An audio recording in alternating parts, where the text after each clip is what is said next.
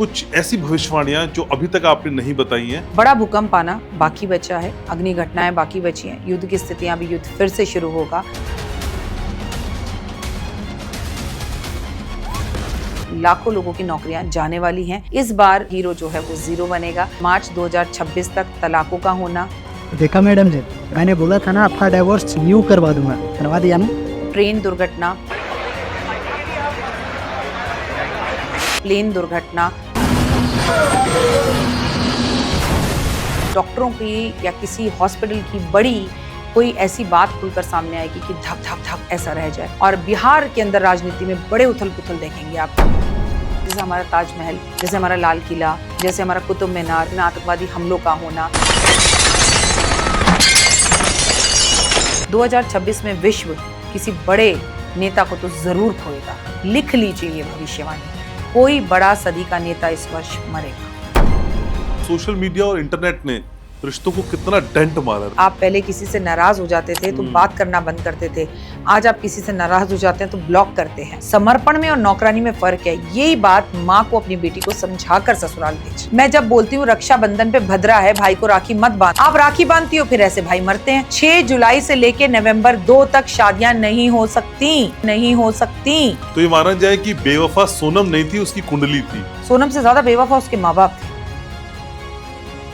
शादियां ही बाहर होटलों में होती है, लड़की होटल से ही विदा होती है, होटल से होटल में ही जाती है, ससुराल तक नहीं जाती है। अगर नंद ना हो तो आपका बुद्ध कभी अच्छा नहीं हो सकता। जिस घर के अंदर बहनें, बेटियां, बच्चियां गर्मी की छुट्टियों पे दिवाली, होली या रक्षाबंधन में नहीं आती, मेरे ख्याल से वो घर शमशान के बराबर है। प्यार अगर किसी के साथ सच्चा है तो जरूरी है शादी करें उससे। प्यार तभी करें जब उस रिश्ते को शादी तक ले जा सके। Arrange marriage versus love marriage, आपको क्या लगता है प्रेफरेबल क्या है? किसी की भी आंख का आंसू बनकर अपने जीवन की नई गृहस्थी को शुरू ना करें। करियर और जो हमारी अपनी व्यक्तिगत महत्वाकांक्षाएं हैं वो शादी से हमें ज्यादा इम्पोर्टेंट दिखाई देती हैं, उसकी वजह से शादियां दरक रही हैं। ये टाइम स्त्रियों के लिए, पुरुषों के लिए, लव के लिए और मैरिज लाइफ के लिए फिर से बड़ा खतरनाक है। 2026 मार्च तक तमाम प्यार में बेवफाइयां। ईश्वर को साक्षी मान ये कंफर्म करता हूँ कि मैं टेनी से प्यार नहीं करता। तमाम तलाक, तमाम लड़ाई, तमाम झगड़े, मारना, मरना, मर्डर, काटना, बेवफाई, धोखे, यही चीजें आपको देखने के लिए मिलेगी। हम एक दूसरे का फोन अगर एक दूसरे के साथ शेयर कर सकते हैं तो फिर आपको कभी रिश्ता कोई दुनिया की ताकत तोड़वा नहीं सकती। लेकिन आप ये तक कह देते हैं कि पत्नियों को पति के पैर दबाने चाहिए। बिल्कुल पैर दबाने चाहिए, बिल्कुल पैर छूने चाहिए।